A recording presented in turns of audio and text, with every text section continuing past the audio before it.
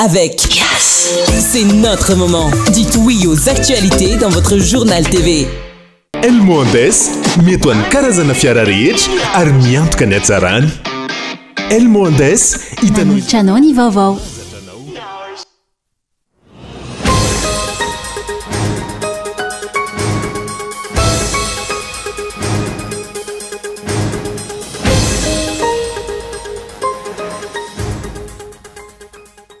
tokony aneo fa firenena manana ny fiandrianany sy maizy azy ireo firenena afrikanina. Isan'izany Madagasikara teo anatrehan'ilay fanambarana nataon'ny filoha frantsay Europahay fifandraisana iraisany pirenena. Nitoro ny 24 heures mada teny amin'ny cybercriminalité ny antoko SVM manotoraka ny teo. Mpikamba ny antoko iray izay efa namony ainy no nolazaina fa miketrika fanonganam-panjakana ka antony fitoriana. Any amin'ny fahadimy amby folo ny volana janoary any no ivoaka ny vokatra ofisialy mikasika ny fifidianana be ny tanàna ho an'ny faritany n'Antananarivo ho ny teo anivo ny fitsarana amin'ny sahana ny ady amin'ny fanjakana Tetsianosy androany. Nidina an-dalambe ireo mpivarotra amoron-dalana ao Mahajanga raha nahareny fepitona 7 ora anesorana azy ireo amin'ny toeram-pivarotany. Anivelany olona mahery 3 alina no voaterina findratoerana vokatry ny firetana izay tsy mety voafehan'ny Los Angeles, Californie amin'izao fotoana izao. Ny antsiprian'izay.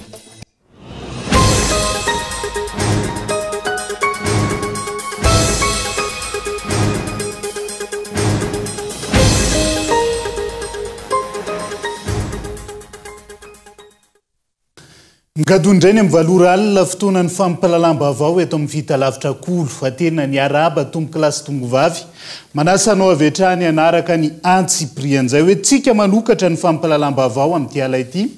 tokony aneo fa firenena manana ny fiandrianany sy maizy azy ireo firenena afrikanina maro. Anatin'izay Madagasikara eo anatrehany fanambarany ny filoha frantsay Europahay fifandraisana iraisam-pirenena androany. Ny filoha frantsay izay nilaza fa nanadino nisaotra ny la Frantsa ireo firenena afrikanina maro. Honona saina. Je crois qu'on a oublié de nous dire merci. C'est pas grave, ça viendra avec le temps. L'ingratitude, je suis bien placé pour le savoir. Izay no fanio-kevitra ny filoha frantsay ny alatsanainy teo nanoloana ireo masevo frantsay raha niresaka ny toe-javamisy sy ny ady aty amin'ny firenena afrikanina ny tenany. Firenena afrikanina maro no nanadino nisaotra ny la Frantsa hoy Emmanuel Macron. Fanio-kevitra izay nanoana filoham-panjakana sy filoham-pirenena afrikanina maro raha tsy ilaza fa tsy ny Tchad sy Senegal. Fifandraisana ara-diplomatika eo amin'ny Frantsa sy ireo firenena maro aty Afrika izay miamangatsika noho izao vao maika voatapitrano izao indray. Ireo no tokony isaotry ny pays africain toky gasy kirifino moa sika maty tany amin'ny guerre tamin'ny première guerre mondiale hatran'izao zao mbola alainy sika ny Zepars io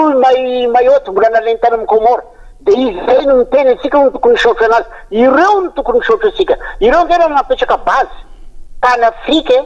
satria miaro nisy intérêt-ndreo tany anga adala anga ny africain reo no ireny président africain regny raha nanao hoe mba ampy zay andraba zay de mbola mandeha toy ihany ny colonisation. Hitanareo koa mba zavatra miteny ny tany Mayotte iny anareo nga mozy raha Fransay anareo zay efa firany maty izy tamin'ny cyclone regny regny ane michoqué olo daholo regny zavatra ataony président Macron regny. Ka izay le izy misy crise io misaotra ny Tchadiana ny Sénégalais moa ny réagira. Tokony miréagira koa ny filohantsika nety ny mpitondra amintsika aty Madagasikara. Tokony miveregny ma président ny malagasy anazy satria ny président africain rehetrarehetra tokony teny fa tsy asika tsy ny africain ny isaotry anazy fa ny frantsay ny tokony isaotry ny africain ary tokony anao miakolpa amin'ny zavatra nataony tamin'ny colonisation. Firenena afrikanina maro no efa nijoro manohitra ny endrim-panjanana vaovao sy ny fijabahana ataony la Frantsa. Etsy andanin'izay efa mamarana ny mandat faharoa azy ihany koa Emmanuel Macron ary ny lalàna frantsay izay mametra oro ny mandat ny filoham-pirenena. Ireo no isan'ny antony fanio-kevitra io hoy ny mpahay fifandraisana iraisam-pirenena. Anazy moa ny azy fa tsika Madagasikara sy ny tany afrikanina hafa mila mandinika hoe manaiky fotsiny ve tsika rehefa manao an'ireny le firenena mpanjanaka taloha izy fa mbola misy mihevitra hoe mbola manjanaka izy. Raha mandinika tantaran'izao tontolo izao tsika ny ankamaroan'ny firenena Europeanina nanana zanatany taty Afrika raha jerentsika zao akaikitsika nosy Maurice sy firenena afrikanina tatsimo zanatany britanika taloha fa tsy de maheno angambontsika hoe manana zoam-pirenena anglisy ny filoham-pirenena afrikanina tatsimo na manao sanatria manao coup d'état ny Maurice ny britanika fa ny atsika zany le mpanjanaka atsika taloha fa mihitsy le fitsabatsabahana am'le zanatany taloha de tiako tenenina hoe mbola tsy vita tsara angamba le fahaleovantenan'ny Madagasikara ka everina fa tokony hijoro ny fanjakana malagasy tokony ilaza hoe miopefy ny fanambarana ataon'ny filoha frantsay satria manohitohina ny fiandrianam-pirenena ny Madagasikara na manohitohina ny fiandrianam-pirenena ny afrikanina hafa raha everina hoe mpiara-monina antoka izy ka mitovy lenta ny mpiara-miasa Madagasikara sy Frantsa dia tsy tokony angamba hanao fiteny ohatr'ireny eritrereto ary hoe ny antsika no manao fiteny ohatr'ireny antsika moa mbola resaka hafa indray fa frantsay koa le filoha. Fotoana izao anehoana ny fiandrianana sy ny fiombonan'ireo firenena afrikanina indrindra eo anatrehan'ny fanohikevitra toy itony ho iatra ny fanazavana. Tao anatin'izay 2 andro izay tompona ndraiky mpanjakana maro aty Afrika no efa nanameloka sy naneho tsy fahafaliany andrasana izay ho ataony fitondram-panjakana malagasy na itazam-potsiny no le fifamatorana amin'ny la Frantsa raha tsy ilaza fa tsy ilay zoam-pirenena frantsay ananany Andry Rajoelina na ijoro sy iombana amin'ireo firenena afrikanina ka anameloka ihany koa. Ho hitantsika io araka izany mety ho réaction an'ireo firenena afrikanina maro ary isany andrasana ao anatin'izay ihany koa Madagasikara ho izahantsika arahana akaiky ary ho tantena miandalana ato anatin'ny fampahalalam-baovao ny mahakasika izay.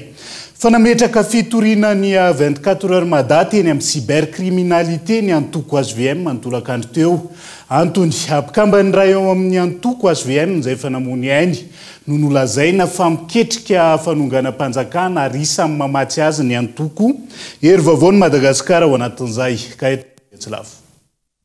Mpikambana eo anivon'ny antoko HVM sady sekretera jeneraly efa namony ainy ny 12 Desambra lasa teo nalevina teto tanindrazana ny 17 Desambra no voalaza fa nikonikonina fanonganam-panjakana eto Madagasikara ka isan'ny mpamaty vola azy amin'izany ny antoko HVM. Ireo no antony nametrana fitoriana androany hoy ny eo anivony ity antoko ity. Dia hitanareo fa maha-olombelona aloha zany a dia fanakorotana-tsaina. Fa eo ihany koa zany no hitorianay hoe inona ny tia mipejaka tongavana satria milaza vaovao tsy maro-potsitra. Manakorotana ny sainy vahoaka ary mety manakorotana ny sainy mpitona fanjakana satria zavatra lehibe ny lazainy hoe mamatsy vola an'ireo zahay anonganam-panjakana atteinte à la sûreté intérieure de l'État mihitsy zany. Dia zany mahatonga ny nametraka fitoriana zany a hoe fanelezana vaovao tsy marina tsy maro-potsitra mitarika fankahalana ary mety hitarika fanenjehana any lehiben'ny antoko a dia ny filoha Erazoro Mampianina sy ny filoha Rakotovarivo izay lehibe ny satria lazainy tao mihitsy hoe mamatsy volan'ireo anonganam-panjakana eto Madagasikara. Naritra ora maromaro ny fametrana fitoriana teto. Antenaina hoy ny mpisolo vava fa isy ny fampiantsoana ireo olona notoriana. Efa mipetraka ny fitoriana fitany zany ny fandraisana ambava an'Pretory dia anjaran'ny zareo zany ampiantso indray zany ny olona izay nitoriana. Nitorianay moa zany dia 24 heures mada sy ny mpikamba anankiray ao aminy. Rehefa miteny 24 heures mada dia misy groupe misy tompona andraikitra zany anaty 24 heures mada nitorianay. Dia anjaran'ny zareo amin'ny cybercriminalité section cybercriminalité no mampiasa an'ireo olon'ireo amin'ny andro izay mampety azy. Fa izay mino fa isy tohan'ny ty raharaha ty fa tsy hijanona fa izay hoe ho lasa ho boîte aux lettres fotsiny. Iza no naniraka? Inona no tanjona tiana hatongavana? Ireo ny fanontaniana mipetraka manoloana izao tranga izao. Io pety toriana io izay isan'ny mpanohana ny fitondram-panjakana mijoro amin'izao fotoana. Anaitra ihany zany ary fantatra tsara ny 24 heures mada fa anisan'ny hetsika lehibe mihitsy ao anatin'ny fanohanana izao fitondrano izao amin'izay toa-kevitra rehetra izay lazainy dia ao anatin'ny fanenjehana izay eritreretiny fa ao anatin'ny fanoherana izy. Dia tsy ny salasala mihitsy zany izay manitsy hoe iza maniraka azy anao an'izany rehetrarehetra zany iza ny tanjona tiany hatongavana ny anagadrany anay ve anasonketanay sa fa miomana sady ry zareo amin'ny zavatra izay atao apetraka ay fotsiny aya dia alohanay mitory amin'izay ka zay dia anisan'ny olona miaino anatin'ny repoblika mitory zahay dia mieritreritra zahay fa izy toy in'ilay izy marina mety misy nomeny olona hoe nareo ve hitorainkoto ao amin'ny dadankoto fa dia tsy mieritreritra za mihitsy zay fa dia ao anatin'izay lazaiko anareo zay a no natonga anay nitory natonga ny azo fema nitory a any pejy ataontsika raha mipejy zany 24 heures matasy maromaro zareo ny tompona andraikitra ao anatin'ny famoahana an'izany andrasana mety ho toy ny tiraharaha ity indrindra ny fampiarana ny lalàna tany demokratika i Madagasikara raha ny fanazavana ka tsy tokony hisy ny alako bika tsy tiako tare amin'ny fampiarana ny lalàna. Iverenantsika ny pejy ny politika sy ny vaovao manodidina ny fifidianana be ny tanàna sy mpanotsaina rehefa avy eo fa pejy ny toe-karena vetivety. Safidy ara-toe-karena diso no ny azakazahany fitondram-panjakana amin'izao fotoana izao ka tsy mitsahatra mikorosofana ny fiainam-bahoaka ankehitriny ny vary izay foto-tsakafon'ny mponina tsy nasiany mpitondra fanjakana lanja ny fampitomboana ny famokarana anatiny fa nitetika sarendrarendra ny fantohany ka antony mampiakatra trano ny vidim-bary amin'izao fotoana izao. Henri Florian.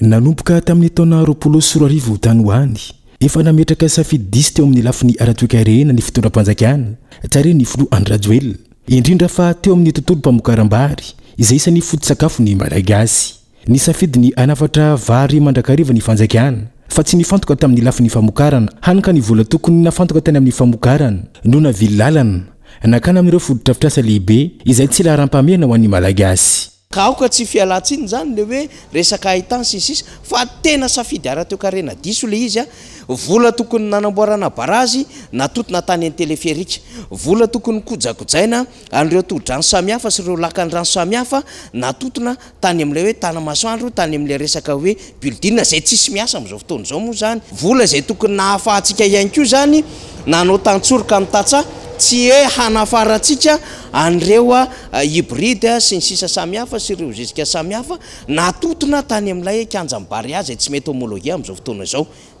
zany olana misy eto Madagasikara dia zay le tiako tenenina hoe tena tsy fahaiza mitata ny fitondram-panjakana io ary mila tonga saina amin'izay mivoaka hoe inona ary ny andraikitra sy ny mety ho tandrify azy raha zany zava-misy satria raha miresaka manokana ny fambolem-bary voakasika amin'izany ny tohadrano ny zezika ny masomboly indrindra fa ny tantsaha mpambokatra hiteraka fipoahana ara-tsosialy ny zava-misy ankehitriny raha tsy mitandrina ny mpitondra dia tsy ho tanatsony zany tsy ho tanatsony zany le resaka hoe inflation tena tsy tanono zay hitrangy eto Madagasikara lay fitondram-panjakana nefa tsy manana vahaolana milaza le fitondram-panjakana fa hoe tena hanana fahavitatena ara-tsakafo tsika milaza le fitondram-panjakana fa tena hosopotra tsika kanefa eto ary tsika tsy afaka mamokatra vary eto ary tsika raha ny zava-misy any Ambatondrazaka mbola ny 5% ny asa fambolena zany zao mandeha amin'izao fotoana izao. Tokony hanao interpellation ireo ministre tompona andraikitra amin'ny olana maro samihafa ihany koa izay ihainany vahoaka ireo sombavambohoaka ohatrany ty mpamakafaka fiainam-pirenena ity dia ozy aho hoe manana fahefana zany ny anteny meram-pirenena amin'ny alalan'ireo solombavamboaka dia hanao interpellation amin'ny membre ny gouvernement azo atao zany ny miantso fivoriana tsy ara-potoana aingana zany interpellena ny gouvernement atsona voalohany anatin'izany ministry ny varotra sy ny fanjifana atsona voalohany anatin'izany ministry ny angovo ary tsy afabela ao anatin'izao zava-misy an'izao ihany koa zany ny ministry ny tontolo iainana satria betsaka ihany koa le may etsero anjarany vahoaka malagasy araka izany no misaintsaina sy mamakafaka manoloana ny politika entin'ny mpitondra hitondrana ny fiainam-bahoaka raha ny fanazavana trany ka ny vahoaka izay tompony fahefana no mitsara ireo izay nampindra amin'ny fahefana ihany koa.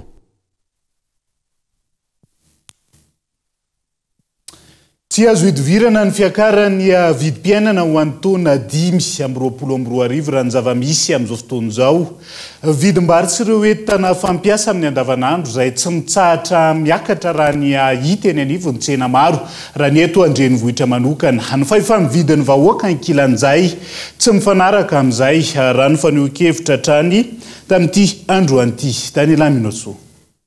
Omafiatrany mihoatra lavitra izao zava-misy iainantsika izao ny fiakatra ny vidim-piainana eto Madagasikara indrindra raha mbola ity fitondrana Rajoelina ity no mijoro eo ho ny mpanao politika nanao ny heviny. Aminay zany efa napozinay io fa tsy maintsy io nefa rany ary mbola ho mafy noho io ny fiainantsika amin'ny 2024 ity hiakatra ny vidim-piainana ndraiky io vary efa mananika ny 4 ny kilao io ny solika ho avy le 200 isam-bolana aratrarana n'le ray alina takiny mpamatsy volaka noho zany dia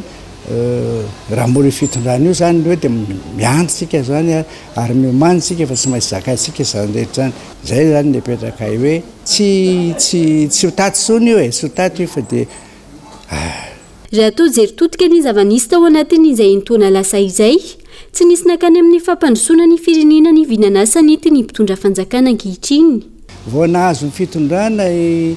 Andriamatorajoelina dia fahitako hoe tsy hoany amin'le fampandrosoana Madagasikara izy tsy hoany amin'ny fampaleovatena ara-tsakafo an'i Madagasikara izy tsy hoany amin'ny fanomezanasa ho an'ny tanora eto Madagasikara izy tsy hoany amin'ny fampianarana mba hiroso be koa ho tena fampianarana mamaly ny etatany vahoaka malagasy sy ny tanindrazana ary koa tsy hoany amin'ny fanomezana fahasalamana ny vahoaka izy izay afaka hiasa ny vahoaka amin'izay fotoan'izay feny tsy isy koa zany ny famoronakasa satria natao tsirambina zany ny sehatra fototra zay manana arenana nasika be deabe ahafahantsika maletena ra-tsakafo natao tsirambina ny sehatra faharoa fanodinana zay mamorona asa ipoira ny orinasa maromaro miporofony zany tsy natao nahazo vahana mihitsy ny herinaratra ary hitatsika efa hatramin'ny vahoaka ary mijaly amin'ny herinaratra afa ny sehatra fahatelo na mahindrareo dia sehatra fisitrahana zany hoe any amin'ny sehatra fialamboly fafana manao inona moa zany afana mampiasa fahifamividy sehatra fanaovana tourisme miantso ny arivelona rehetra ny olom-pirenena tsirairay avy iray ina sy andray fepetra ialana amin'izao toa zava-misy eto amin'ny firenena izao ny avy eo anivony atoko HPM na ny hery politika mitambatra zofenao nanany vahoaka ho ity farany mitolona mitaky ny zony ka tsy tokony rahonana sy olazaina fahanonga-panjakana nandray ary nandiniky ireo fitoriana voaraindry nandritra ny fividiana be ny tanàna teto amin'ny faritanina Antananarivo androany ny fitsarana amsahana ny ady amin'ny fanjakana teny Anosy raha ny fantatra tao anatin'izay ny 15 ny volana janoary ho avy zao no amoaka ny voka mpitsarana ity fitsarana ity ny lalana son androany no nanomboka hananjinika sy nanao fanadihadiana amin'ireo fa fitoriana voaray ato amin'ny nisy fividianana be ny tanàna teto amin'ny nisy faritanina Antananarivo ny teo anivo nisy fitsarana misahana ny ady amin'ny fanjakana teny Anosy raha ny fantatra ny 15 ny volana janoary ho avy izao no amoaka nisy voka mpitsarana io fitsarana io nambarana ireo fa izay notoriana fa manao izay fomba rehetra alany azy ny kandida mpanjakana numéro 1 izay natolotry ny MMM dia tonga taty amin'ny tribunal administratif satria ny fitoriana nataon'ireo nataon'ny Irmar ka rehefa niarika ny fitsarana zay taty amin'ny tribunal administratif satra nitoriany moa zany dia ny hoe mamo ny candidat dia nitrakeriny tao anatin'ny bureau mpifidianana nefa dia nikirakira reo fokam-pitianana nefa zavatra tsy nisy reo dia lavinay atrano moa fa teo anatrehan'ny fitsarana dia ny parquet moa zany nilaza fa tsy misy maivana ny fitoriana ka dia ankinina amin'ny mpitsara zany ny valiny eo anatrehan'izao fitsarana zao namarina tao anatin'ny PV fa milamina ny fifidianana tsisy korontana tsy nisy ny zavatra hafa akoatr'izay aoriny nisy famoahana nisy adidim-pitsarana no fa amoaka amin'ny fomba ofisialy ny voka mpifidianana tamin'ny fifidianana be ny tanàna sy mpanolotsana ny tanàna ny eo anivo nisy fitsarana misahana ny ady amin'ny fanjakana tonga tao anatin'ny fotoana ndoka fotsika aza misaraka aminay ary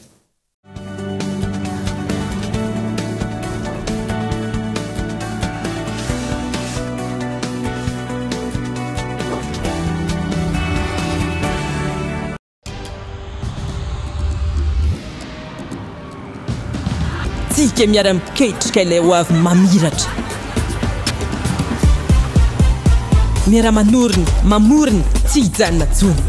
satria efa hainao fa tsika tanora no tompony ndao ifandray hitady inspiraka vaovao hanoratra ilay pejy vaovao mety amintsika afaka mamoriny maneho ny maizy atsika efa aty amintsika zao ny baolina tsisy anakantsika satria isika iray mifandray miara-manokatra lalana vaovao ka tonga le fotoana zao dia zao ndao falera Thelma miova o Yes.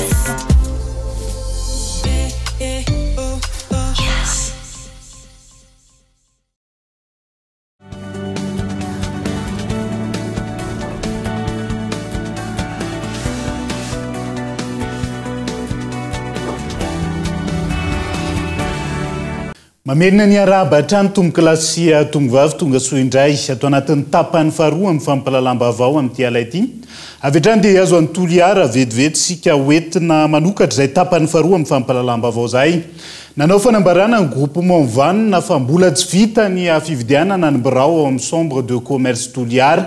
noho ny antony samihafa amin'izao fotoana izao ny momba io izay miandry ny fanapahan-kevitry ny tribunal administratif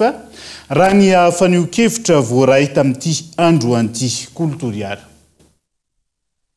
Mbola tsy vita ny fividianana ny birao ao amin'ny chambre de commerce et de l'industrie Toliara. Ny faha 7 ny volana Desambra 2022 lasa teo dia nangataka hevitra tany amin'ny tribunal misahana ny ady atao amin'ny fanjakana ny comité ad hoc momba ny fampiharana ny article 35 ao amin'ny statut ny chambre de commerce et de l'industrie. Ny roso ihany nefa ny fifidianana ny birao ny faha 20 ny volana Desambra raha toka tamin'ny faha 14 ny volana Desambra vao nivaly ilay fangatahana natao raha ny fanambarana. Ny groupement vanina izay soloana itena eto membre titulaire dia manao izao fanambarana izao. Tsy marina ny filazana fa vita ny fifidianana birao ao amin'ny chambre de commerce ny Toliara. Ny antony mbola nangataka hevitra ho fampiarana ny article 35 ao amin'ny statut ny chambre de commerce décret 2007/990 tany amin'ny tribunal administratif ny 19 décembre 2024 ny président du comité ad hoc. Nefa niterena tsy maintsy atao ny fifidianana birao vaovao ny 20 décembre 2024. Namoaka ny avis numéro 5 ny 24 décembre 2024 anefa ny tribunal administratif fa ireo mpikambana efa nanavao indroa miantoana ka nahavita 2 mandat ny fitantanany dia tsy mahazo mirotsaka intsony ho fidina ao amin'ny birao vaovao. Ho an'ireo membre titulaire ny faninana taminay dia misy fito izy ireo no voakasika nyity avis numéro 5 ity. Nefa kosa mbola misy 11 izy ireo mpikambana azo arotsany ho lasa mpikambana ao amin'ny birao vaovao. Ho famarana lazainay fa tsy tafatsangana ny birao vaovao ato amin'ny chambre de commerce ny Toliara. Fa raha toa ka misy izany dia lavinay tanteraka fa tsy ara-dalàna ny fisiany fa ny tribunal administratif irery ihany no tompoteny farany. Ambaranay fa ny groupement vanina tsy manana fahavalo fa mankatoa ny lalàna misy eto amin'ny tany sy ny firenena ary vonina hampandroso aingana ity chambre ity izay hita fa tena potika. Araka izany dia mbola miandry ny fanapahan-kevitry ny tribunal misahana ny ady atao amin'ny fanjakana ny fitsanganany ny birao vaovao andrafitra ny chambre de commerce et de l'industrie Toliara. Nidina an-dalambe ireo mpivarotra amoron-dalana atao Mahajanga ny maraina teo raha nahareny fepitona 7 ora anesorana azy ireo amin'ny toeram-pivarotany. Fotoana fota orian'izay fantatra fanahato io fanapahan-kevitra no raisin'io. Anja Robert Kolo Mahajanga no mitatitra ny antsiprian'izay. Nitondra sora-baventy naneo ny tsy fankatoavan'izy ireo ny fanesorana azy amin'ny toerana hivarotany ireo mpivarotra amoron-dalana rehetra eto Mahajanga ny maraina teo ka nitabataba manerana ny tanàna hatreny amin'ny lohan'ny lapan-tanàna. Aza moa isaka misy événement de mpivarotra madinika foana izay mpivarotra ane dia mampiditra vola amin'ny kitapo-panjakana mpivarotra maro noho ny mpividy dia aninona ary manina tsy hanokafana orinasa ara zay esanay zany te asa eto alefasy orinasa ara dia iala izay. Tsy ekenay tompoko ny angalanana eo amin'ny mpivarotra sisin-dalana satria zahay tsy mangalatra fa tena mitady vola ara-dalàna. Raha ohatra ka misy ny zavatra tokony azo ifampiresana dia tokony mivoaka aty izy hiresaka aminay fa izahay dia mitady vola tsy mangalatra zahay fa tena mamely ny bady amanjanaka. Izany tena marina tsy hoe tolona zay fa mosary zay tsisy diplôma raha tsy mivarotra zay tsy zavatra hoana nalaina boka andrianjalonay tsy maintsy hivarotra tsisy diplôma hiasa tsy maintsy manao danaly raha menare place zay milamina raha tsy menare place zay mitohy foana korontana ty araiky izany dia manefa etra ara-dalàna ireto mpivarotra moron-dalana ireto ary efa mpolo taonany maro izy ireo ny nivarotra teo amin'ny toerany nanao an'ireo asan'ireo ka mitaky fifampiresana amin'ny tompona andraikitra eo anivo ny commune ambony vohitra Mahajanga zavatra natao zany fandaminana hoe fandamina ny commune sy ny mpivarotra fa tsy fanesorana mpivarotra be any période fidera zao mijaly vahoaka malagasy any koandana voany tadiavina ambany any koandana rapisy tadiavina rapisy tokony misy infrastructure atao eto tapitanana Majunga misy fototafiasatsangana ampidirana andreo mpivarotra reo fa tsy alefa amin'ny tany tokony defasa anazy tokony zay zany tsy peresi ny fandrakana an'izao fa tsy asorona mata no menaka rampitera miala andehaza reo vahoaka reo le tompo mijaly vahoaka malagasy nitondra fanazavana ihany koa ny préfet ny Mahajanga manoloana ny zava-misy teto Mahajanga ny maraina teo ndraikitry ny OMC na ny préfecture sy ny préfecture ao anatin'ny fitantanana antsena dia manome tantsoroka na tolo-tanana ho an'ny commune urbaine Mahajanga dia azoko lazainy fanoana hoe nisy resaka tsy nifakahazo ihany satria fanentanana ny rahana nataon'ireo tao amin'ny police municipale nitapaka atao hoe anentana andreo mpivarotra eny amoron-dalana zareo dia lasa tonga dia hoe fanesorana ny rehetra miaraka amin'ny zay manana infrastructure na izanaty zany dia efa milamina moa ny toetra raha ankehitriny dia misaotra ny rehetrarehetra nanaiky ny fandaminana tamin'izay le fandaminana tokony natao zany dia tsotra hoe manentana aloha andreo vahoaka reo zay tena mandeha ty amin'ny arabe tsy tokony varotana raha tsy aivina dia noho ny fanambarana nataon'Andriamatoa PDS ny Mahajanga taoria ny fivorian'izy ireo niaraka tamin'ny OMC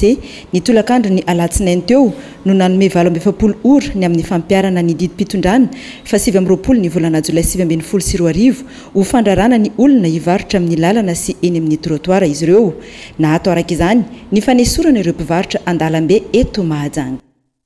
avy any Mahajanga dia hiazo any Toamasina vetivetsika ao anatin'ity tranga mpiarahamonina ity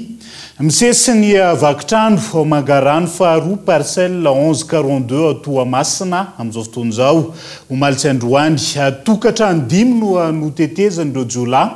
mandeha amin'ny andiany miaraka amin'ny antsy maranitra ka lasibatra avokoa ny vola sy ny finday ary ny akoho mamborona ao anatin'izay Erinora Zafamanana kolo Toamasina no mitatitra ny antsiprian'izay mila manomana vola ao an-trano omena ireo olon-dratsy raha tena ny tsy ho voaviravira ny alala ny antsy maranitra tokantrano misa 4 no nasesin'ireo jiolany tafiana tao anatiny Roi Alina teto Mangarano faharoa parcelle 1147 43 eo anelanelany amin'ny ray oraka hatramin'ny 4 ora maraina no hitrangany ny fanafiana eo amin'ny 4 latsaka teo ngamba zany zareo ny tafiditra tao an-trano dia tsy hainay ny idiran'zareo zareo efa mitondra torche manaitra anazy izy avy taitra na zareo tamin'ny zanako tao zany tsy henoko mihitsy ngataka vola sy telefona zay zany nalain'zareo dia lasan'zareo koa rice cooker tsako zay dia akoho lahy ray dia akoho vavy ray satria zay miompy akoho gasy zay saritava daholo zareo saritava mainty telo lahy zany antso be zay nomena asen'zareo ana raha tsy moka vola anao zareo vononay zanakanao satria tany amin'ny zanako tany zany zareo tamin'ny voalohany dia telefona nangatan'zareo tamin'izany dia nameny zanako telefona dia zaho zanako tsy manambola zany dia zay mivadika tamin'ny chambreko aty satria chambre ny zanako ary mile misy fenêtre raiky ry dia chambreko aty amin'ity misy anina aty zareo zany telo lahy niakatra tany ambony dia ny roa lahy niandry teto satria zany izy fotoana afaka hoe niala kely tan-trano zany satria vondanadana le varavarambe mivakian'zareo dia nivoaka za aika anankiray fa nivoaka avy tato dia anankiray fa niandry tary roa lahy zany tonga dia nanatona andeha hoaiza anao dia verena an-trano akagny malaky anao zare dia tonga dia niverina za eo amin'ny 3 millions latsaka kely eo vola lasa dia telefona anankitelo android daholo ny an'ity ray mpianakaviana ity mbola afaka nifanehatra tsara tamin'ireo olon-dratsy ny tenany saingy be no nivitsy ka tsy afananoatra dia enoko fa avy any ry zalahy tonga dia nifoaza nagnatony le varavara dia teny ry zalahy sokafo varavara fa tonga dia polisy tsy possible wa anokitra varavara avoay mbaranerynga tsy possible wa dia teo amin'izay le varavarana double dia levy tivelany tonga dia forcenjare dia afaka dia fa raha vao afaka levy tivelany de tonga de fanosika am'izay ry zalahy manosika miditra agnatiny de za manohagna avy anatiny de teo tanatin'ny 5 minutes zany tonga de fanohatra te zay sady mikikika miantso vonjy za anatin'le 5 minutes sady manohagna le varavara ela am'izay vao nisokatra kely le varavaragna tonga de nitsindrominy ry zalahy antsy le tanako rehefa nitsindromin-jare antsy le tanako tonga de pororitra le raha de marobe ny raha very de fa nanomboka very ny raha nanomboka tsisy force za fa somary na faible raha vao faible za de tsy zakako tsony le nanohagna any ry zalahy de tafiditra rehefa vao tafiditra avy ta tonga de dakany ry zalahy tamin'ny taraiky ambany ambarany ry zalahy fa tsy mila mijery anay tsony lahy fa ambany za vao nitanondrika ambany tonga de niteny ry zalahy aboa le vola de raha vao niteny anjay ry zalahy de tsisy vola hoa fa za maka entagna amin'ny grossiste de magnefa lafo kely magnefa fa tsisy vola za tsy possible ambarany ry zalahy fa aboa ihany le vola misy aminao de natahotra moa za de namoaka le vola kely tany ampelatanako za eo amin'ny 2,900,000 eo de raha vao nahazo ane ry zalahy savasava saka rehetrarehetra de azonjaregny de nalainy ry zalahy telefôna raha vao nahazo an'igny ry zalahy de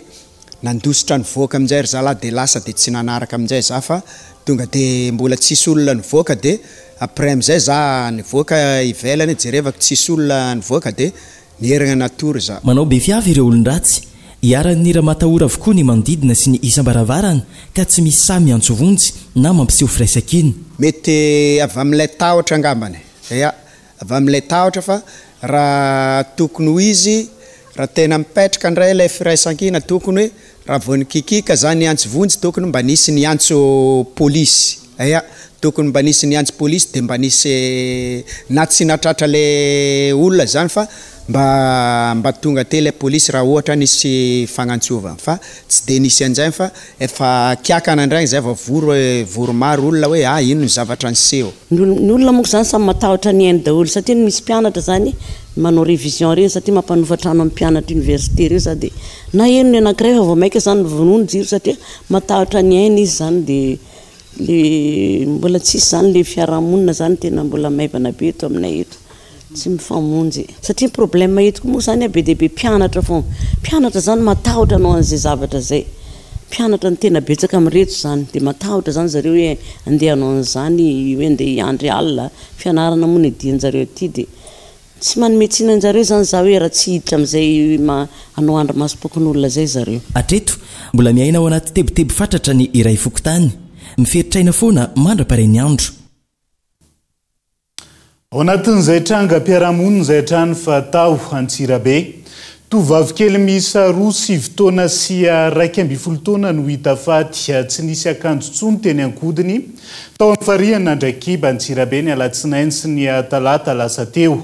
raha ny loharanom-baovao voaray nanomboka ny alahady 7 ny volana janoary izy ireo no tsy hita ary nanomboka ny fikarohana ny fianakaviany saingy zao hita faty zao ahina ho fanolanana miaro erisetra ny nahazo azy ireo rano fanadiadiana andrindrina Randriamiarosokolo Antsirabe tovavy kely miisa 2 taona sy 7 taona no hita faty teto amin'ny fariana Andrakiba teto Antsirabe nanomboka ny alatsinainy 9 ny volana janoary sy ny atalata 7 volana janoary 2020 sy 2020 teo raha loharanom-baovao azo avy amin'ireo fianakaviany manamanjo de mpinamana ny ray aman-dren'ireto tovavy miisa 2 ireo ary ity tovavy kely 12 taona izay nodimandry ity no matetika rehefa tonga avy tao-pialatsasatra de makeny amin'ny fotany atalata Andrakiba raha ny fanadiadiana trano de ny alahady 5 volana janoary tokony tamin'ny 4 ora tolakandro no ny ala tao an-trano andendehany amoron-drano ireo tovavy miisa 2 ireo ary fantatra ihany koa fa nisy tovavy fantelony izay 20 taona niaraka tamin'izy ireo laza fa andeha hody ilay tovavy 20 taona aveo ka tsy nentina anaraka ireto farany fa mbola andendeha eny amoron-drano ka teo ny nanomboka tsy hita ireo tovavy kely miisa 2 ireo raha ny fanazavana azo avy amin'ny fianakaviana rehefa tonga tany amoron-drano tany izany araka amin'ny vaovaoan'ny nomely 20 taona dia tonga tamin'ny 4 ariva dia niteny le 20 taona hoe andaotsika hody amin'ny mahazazan'le zaza moa zany dia niteny izy zay mbola tsy hody fa andany ianao raha hody dia nanaraka an'izay tokoa le lehibe nitondra an'le telefôna anakandro zareo sary tany dia nody le lehibe dia izy roa vavy no nijanona tany rehefa avy eo amin'izay tamin'ny efatra zay izy no nisaraka tamin'le 7 taona ny andry amin'izay ny vatany anytany talatan'andrakiba le nanaovany vakansa amin'ny 7 mbola tsy hita izy roa vavy rehefa tsy hita izy roa vavy dia ny telefônany ray aman-dreniny taty hoe sao dia lasa nody any fitahiana fa tsy hitany izy hatramin'izao dia taty koa namaly hoe tsy aty izy satria tena tsy taty izy nanomboka teo amin'izay ny fikarohany nanomboka nanao fikarohany ireo fianakavianany alahady alina fa 5 volana janoary 2024 sy 2023 teo ka ny alatsinainy fahenina ny volana janoary tokony tamin'ny 2 atoandro no nahazo antso ireo ray aman-dreny fa misy tovovavy kely hitafaty teto amin'ity farenandrakiby ity ary ny atalata fa 7 volana janoary 2024 sy 2023 teo ihany koa tokony tamin'ny 2 atoandro vao hitany vatamangatsika n'ilay tovovavy kely faharoa izay sy fotoany amin'ny 12 alina zay no nitady voalohany tao tsy nahita ninina zay amin'ny 5 maraina zay mbola nandeha miverina fandroany taondray nanodidina n'Andrakiba tsy nahita ninina avy eo zay lasa andeha nody satria tsy nahita dia namonjy fokotany sy ny rehetrarehetra nanao ny papierasy sy ny ohatr'izany vita ny taratasy tany amin'ny fokotany dia nandeha taty amin'ny polisy zay rehefa tonga tao amin'ny fokotany zay eo ampanoratana an'ilay taratasy no nisy ny antso ny dadan'ilay zazy hoe avy ianareo farak'izay aingana fa misy faty hita ty tamin'ny fotoanany etsondry zareo io mbola tsy fantatra hoe iza tsy iza iza sa izy rehefa tonga tena toerana moa zay dia hita teo fa le zaza tokoa io maty io tsy niara-hita izy roa satria fitahiana dia ny latsinainy teo tamin'ny 10 tamin'ny 12 teo no hita teny fa le faharoa kosany androany teo amin'ny tamin'ny 12 teo ihany koa zay vao hita teny ny razana ny hoe misy ratra tsisy ratra zay ngamasarotra be mamaritra satria iny anjaran'ny dokotera manokana izay nanao ny fijerena akaiky ny razana no mamaly an'izay araka izany dia mbola ao anatiny fanadihadiana tanteraka amin'ny tandro filaminana eto Antsirabe mahakasika ity trango ity raha loharano bavao hatrany dia tsy nisy akanjo intsony teny akodin'ireto tovovavy kely miisa roa ireto tamin'ny fotoana nahitana ny vatamangatsika an'izy ireo izay ahina mendrika fanolanana sy herisetra ny zavanitranga ary ilay tovovavy 20 taona izay niaraka tamin'izy ireo dia mbola tsy hita ihany koa hatramin'izao fotoana izao lafomba vao hafa efa tonga eto Antananarivo hiatrika ny fampisehoana izay atao eny Ambatobe ilay tera-tany malagasy nandray anjara ary tafiakatra tamin'ny famaranana ny fifaninana-kira rap frantsay nouvelle école isan'ny mpanohana ofisialy ny fampisehoana izay ho atao ny 10 sy ny 11 ny volana ho avy izao ny asy Madagasikara ny alarany avison maro ireo tanora malagasy izay manana talenta amin'ny siasetry ny kanto saingy any ivelany izy ireo no afaka mivelatra maro ny tanora manana talenta izay mila toanana isan'ireo tanora malagasy manana talenta sy ny lazany i JER tonga eto Antananarivo hiatrika ny fampisehoana izay ho ataony eny amin'ny osa Ambatobe i JER teratany malagasy nandray anjara ary tafiakatra tamin'ny dingana famaranana ny fifaninanana rap frantsay nouvelle école ny zoma sy ny sabotsy fa 12 janoary avy izao moa no ho tanterahina izany siseho izany isan'ny mpanohana ofisialy ny hetsika ny asy Madagasikara izay manohana ihany koa fa ny tanora sy ny kanto malagasy fandraisana anjara ny asy zao zany izay fantatrareo hoe manosika ny talenta indrindra raha talenta malagasy toa ny JER izay fatadaza dia ao anatin'izay ihany koa ny ao anatin'ny resaka ara-kolotsaina izay fatatsika fa misy lanjany be dia be eto amintsika dia izao zany isika ny fandraisana anjarantsika moa zany dia ny hoe ataoko foana ao anatin'ny fampiroboroboana ny kolotsaina fampiroboroboana ny talenta malagasy fampiroboroboana koa zany ataontsika hoe ny ara-tsy sosialy manerana an'izao tontolo izao sy hitondrana ny talenta atsika avy eto Madagasikara no fatadaza bebe kokoa ny ivelany azo trandrahana tsara ny talenta ary manana tanora maro manana talenta isika toana no fa tsy ampy amin'ireo tanora malagasy ireo zany fanazavana dia izay ihany koa no entina miampita ao anatin'ny maresaka iraisam-pirenena vetivety olona maherin'ny 3 alina ny voatery nafindra toerana vokatry ny firetana izay tsy mety voave any Los Angeles California amin'izao fotoana izao mahatratra 70 kilometatra isan'ora ny rivotra ny antoerana izay manafaingana ny fianaka le lafo nitarika loza mety afato ireo manapahefana ny antoerany ny faraparantaona no nanomboka ny afo tany amin'ny fatra pasifika palisade izay feno trano fonenana ny tapitrisany maro efa manodidina ny 210 hektara ny may amin'izao fotoan'izao ary fananana maro no efa rava vokatry ny afo hono governorany California.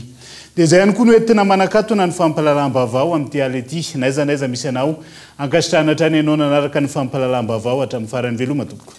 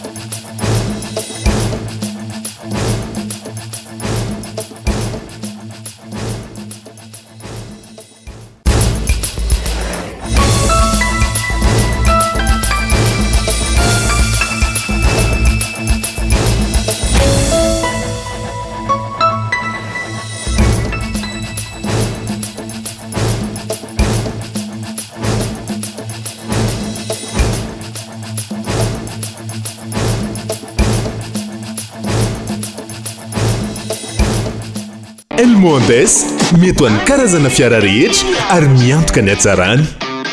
Elmondes il a présenté Mivavao avec Yes. C'est notre moment. Dites oui aux actualités dans votre journal TV.